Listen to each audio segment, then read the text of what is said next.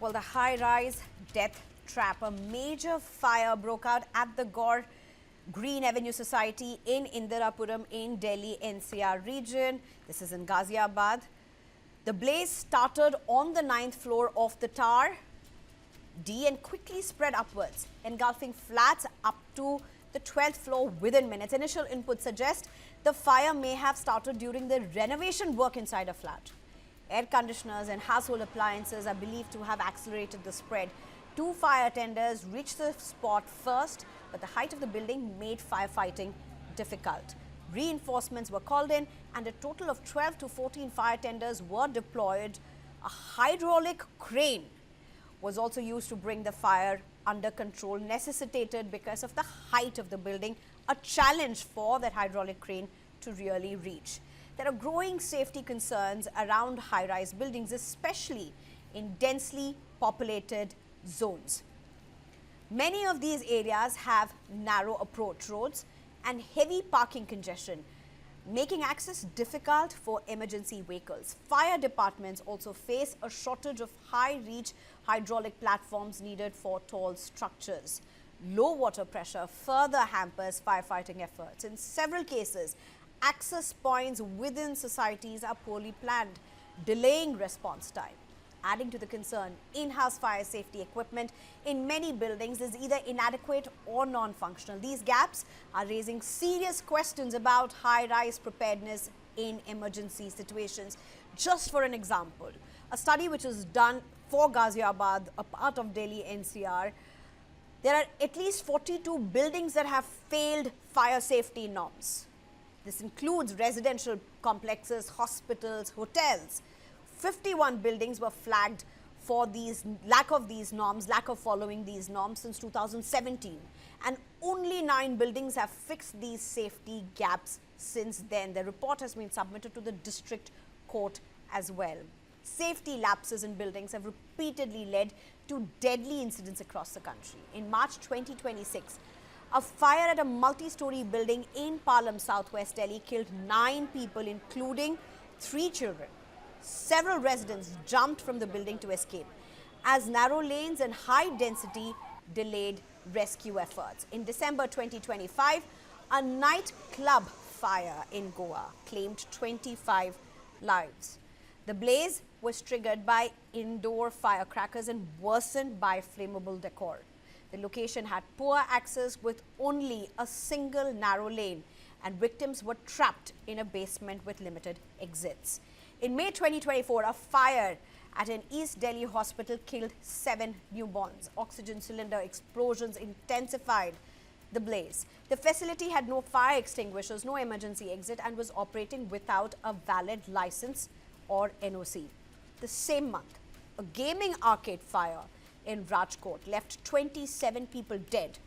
There were no separate entry or exit points, no water inlet connection, and no proper safety inspections. These incidents highlight the recurring gaps in fire safety access and enforcement, from hospitals to gaming arcades to residential complex. These are multi-story or high-rise death traps. I'm being joined at this point by R.C. Sharma, who's a former director for Delhi Fire Services, Kushal Chopra, founder and CEO for AM Reality Solutions and infrastructure expert, Dr. Sudhir Krishna, former Secretary, Urban Development, Government of India. Thank you very much, all three of you, for joining me. Well, let me just start with you at this point, R.C. Sharma. You are possibly a person who will be able to answer some questions that all of us really have. This could have happened anywhere, and this has happened multiple times. Just the glaring lapses that seem to be evident just by the look of these visuals of how everything unfolded, sir. You have seen many such fires. You have been at the forefront of several of these rescue measures. How chilling is what you see even now? In fact, I tell you, this fire in this building like this, we in Delhi, we do not consider very serious incident, because normally all these group housing society buildings, they are having built-in fire safety facilities.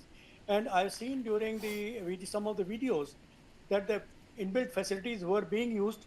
They were using the same inbuilt facilities from other building across the block. That means, yes, things were provided there and they were functional as well. But there appears to be having some delay in using these facilities. And probably the access was also told to be one of the problem where the tall ladder, other things could not reach. And apparently, when I saw that one of the fire tender being used and the monitor from that was trying to throw water onto the fire scene, the water was not reaching because the distance was little more than what it should be. So, in fact, for firefighting, the basic thing is that water should fall onto the fire. Then things can be controlled very quickly and easily. So here, apparently, there were a lot many videos which we have seen that, and firefighting people they also reached that, but I don't know how they could not really enter that particular ninth floor internally. And if they could have started in the beginning, probably things could have come in little earlier, faster into the control. The effort from outside is what we could see in all the videos, because internally people know they can't really go into that, and even camera people, difficult for them. Whatever scene we have seen after the fire, people have gone into the flat. Well, it appears a lot of woodwork was being done into the flat, and the way the flames were coming out, it was one of the thing apparently visible, that huge smoke and huge flames were coming out. Normally this type of material is not there in the houses, because they interior thing in all the offices we can understand that, but in houses normally we don't see much of the interior wooden paneling and all that, and this probably all the things have added to that. So this is what I feel, that the fire load in the flat was really high, and such a building where this much load is there, I think the only solution appears to be the sprinkler system, which was not required in this particular building because the height is less than 45 meters probably. If it is more than 45 meters, then we have got built-in sprinkler system that takes care of the firefighting. So that being the reason, here they had to depend on the fire hoses. They had to do firefighting on their own, and probably if they could. I'm told that some of the people they tried, they escaped. Luckily, I mean, they were able to know about the incident. They could get out of the building. True. So life is not affected. That is one good point. But while doing so, they tried to lock their houses and go out. So probably the fire brigade had a little more job on their hands to really break open the things and then try That's to get also into out that. of lack of awareness, honestly. That's also a Yes. big no when something like this happens, to lock your Exactly. house, because it just hinders Yes. access to other houses nearby that may need rescue efforts for that matter. Dr. Sudhir Krishna, if I can come to you at this point, a question that's been playing on many minds. Are people in urban cities, specifically in housing complexes, in these multi-story buildings, some as high as 30, 40, 50 floors, are people essentially living in a false sense of security?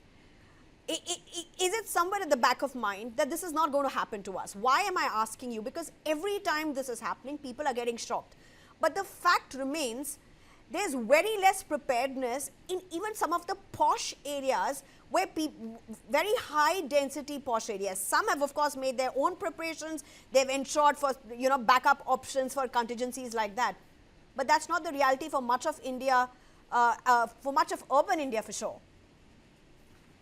Well, I think what you say is right, and a little more explanation will help putting it proper perspective.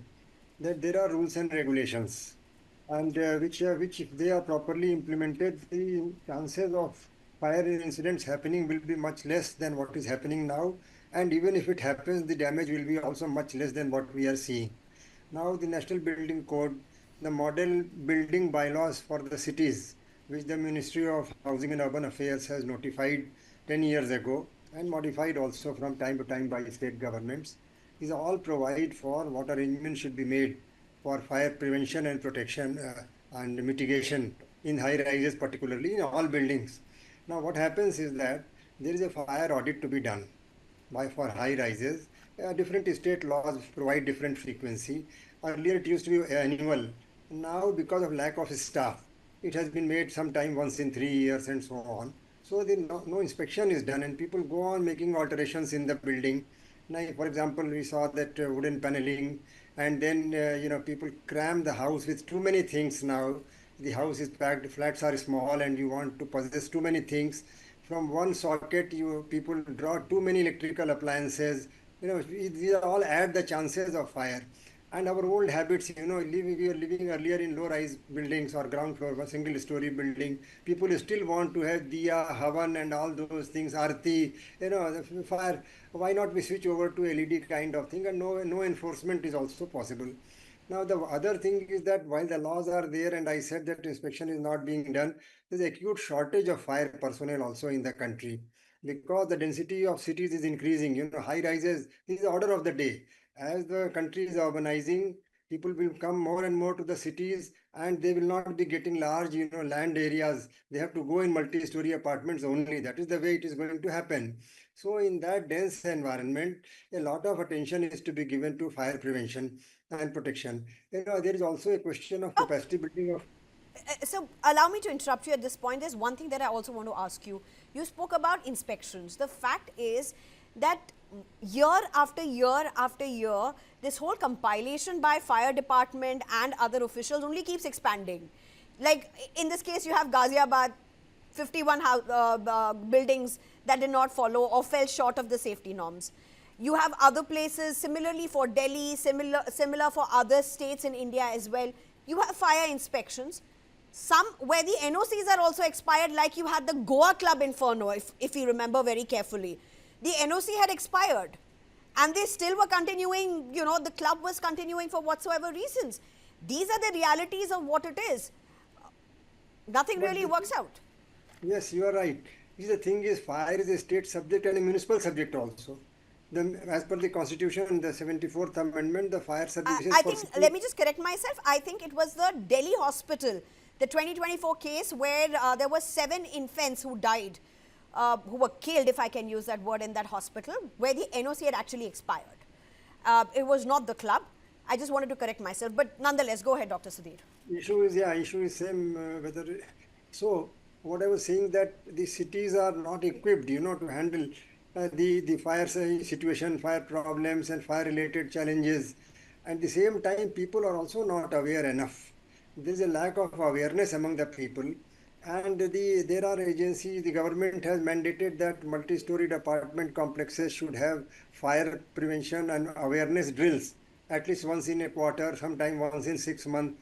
And very few people attend. I meet people who are conducting these agencies who conduct these training programs, and they say that out of an apartment complex of, let us say, 500 or 1,000 families, hardly 3-4 come to attend the awareness drill. So as a result, what happens that the people are not aware of what is likely to happen and how to prevent it and so on and so forth.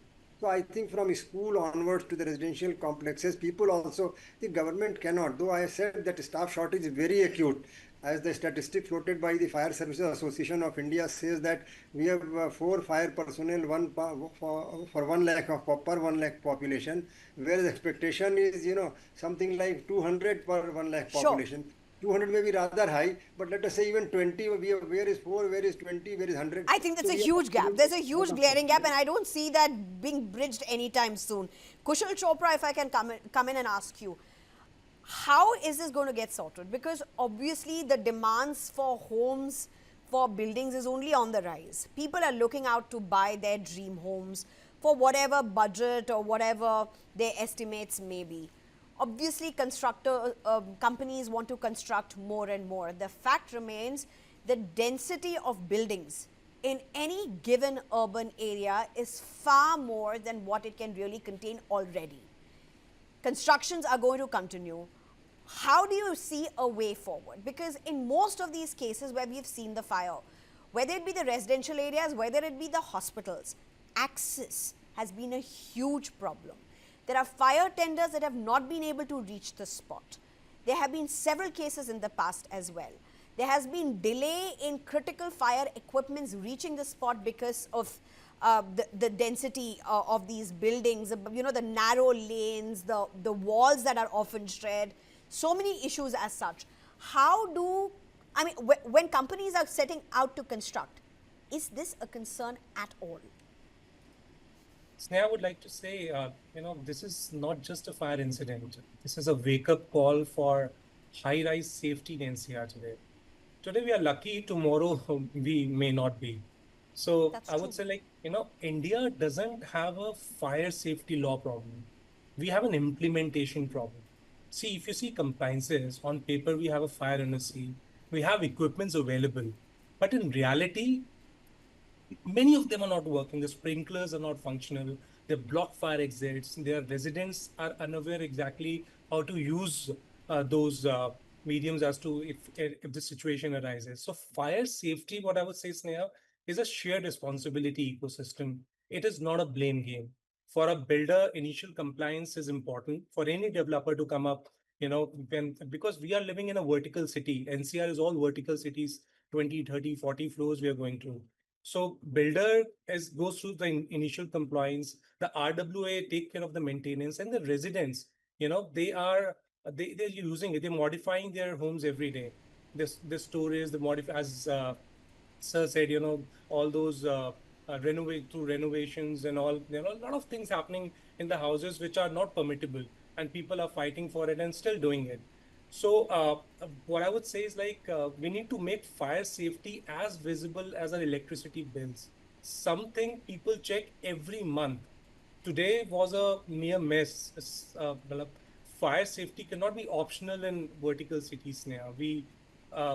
For a build to build taller, we are we actually have to build safer as well. Very So, important line. I think that's a very, very important line. To live safer, you have to build safer.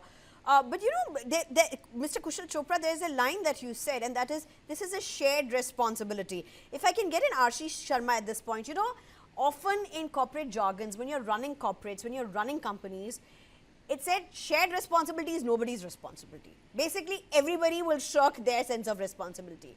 While you had Kushal Chopra say that sentence with a great sense of responsibility, that everybody needs to do their part. How much do you agree with it? That No, fixing I agree with responsibility is hugely critical to ensure something like this doesn't happen again. Because I what agree is with this happening, thing. allow me to share this to our viewers also. What happens right now? The fire team goes and does the inspection. They have a list of NOCs that have expired. They will write the entire list. They will send the show cause notice. If that is not fixed, repeated reminders will be sent. If that is still not fixed, they will go to the court. And then the judicial process will start. What happens in the back end? A fire will happen. Deaths will happen. Yes. Okay. Now, you're right to that extent. Responsibility is to be shared by everyone, especially speaking, because here the cause of fire, as you see, apparently, it spread through the balconies.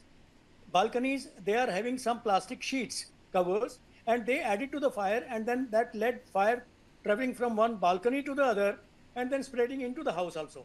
So that is normally we have seen here. So the added thing has happened because of that. So added construction onto the balconies, that could be one of the reason for that. If they were a normal balconies or with the metal sheets and all that, probably things would not have happened that way. Second thing, see here in such a huge building, fire brigade will come, they will take care, but initially the things are not that very bad.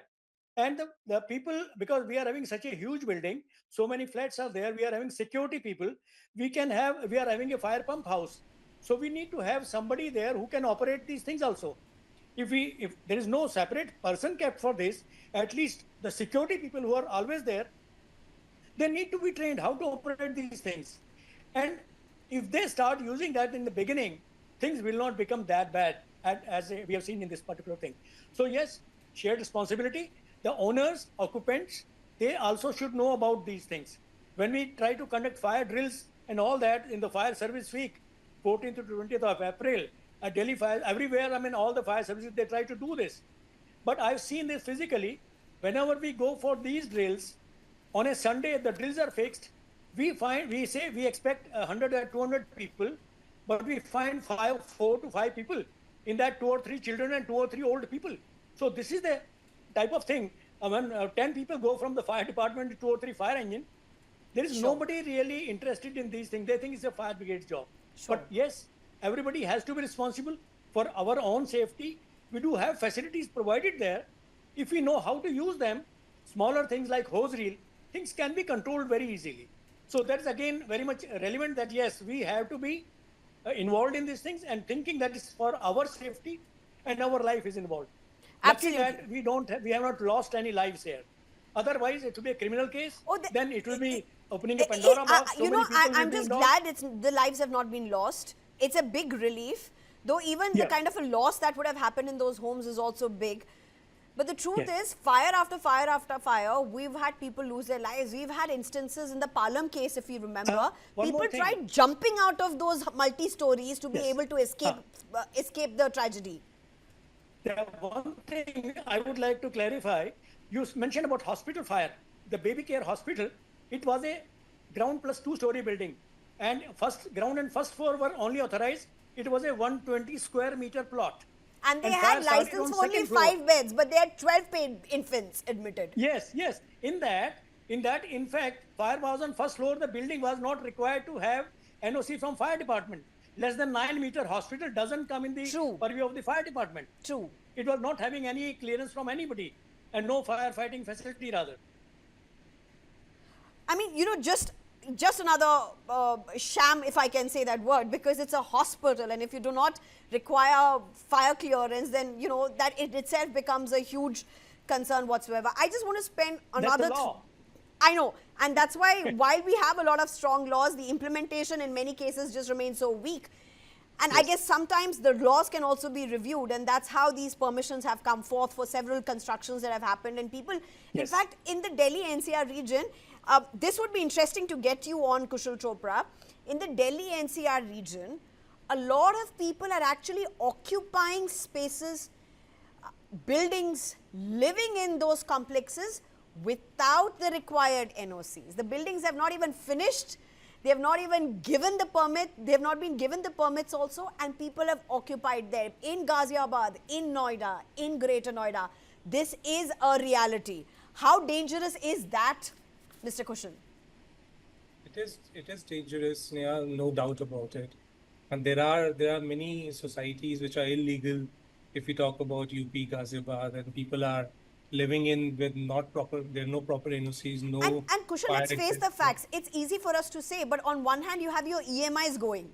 You have to pay for those EMIs, which you know, almost every person living in these Delhi NCR areas have squeezed out whatever savings they could, taken the loans, bought the house of their dreams, and now they're struggling with the EMI. So they're saying, at least let us go and stay in those houses for whatever reasons, and then there will be protests, and they will push the builders to get them to stay without the NOCs. But the stakes are very high for an incident like this. But this was not the case for this particular Correct. incident. Yeah. Correct. Right. I would say, to your point, there is a three-way accountability. But I just said before, you know, we just don't have to blame a builder for it. A builder hand over with valid NOCs, RWA take care of AMCs, drills, clear exits. The residents, I would say the residents who are living in a society, if they're doing any kind of modification, they have to declare their internal work to the RWA. Sometimes because of the kind of modification they're doing, the smoke, they cover the smoke detectors, Right. they cover the sprinklers. And that is one of the major reasons these incidents are happening. You know, our fire law is not a weak. Our fire law is very strong, but the way we are implementing as a citizen, as a resident, because we are the one who's running the entire system. Absolutely. Absolutely, sir. I'm left with just about 2-3 minutes. I'll give 30 seconds to each of you. I do want each of you to just come in with maybe 2 points.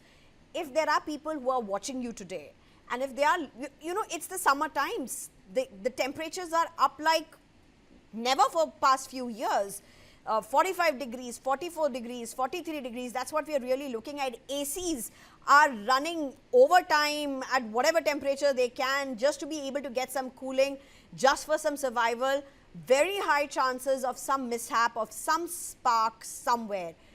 Each of you, 30 seconds, what would you say would be the 2 points that people must take care of?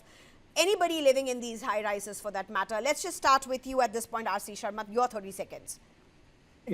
The thing is, you correctly said the electrical gadgets, maybe ACs, they are very much vulnerable for these type of things. If we have proper safety devices like MCBs provided on every window AC or whatever split unit AC, that will take care of these, shutting down the supply to that in case there is a overloading or short circuiting. But only thing is that if they are not provided, then we have to have a switch which is through the MCB, it can help it. Second thing, if we find that something like that has happened, if you are able to switch off the power supply to that unit, that will also take care by and large for the fire this thing, and it will cool down very quickly. We can use even water if the power supply is switched off.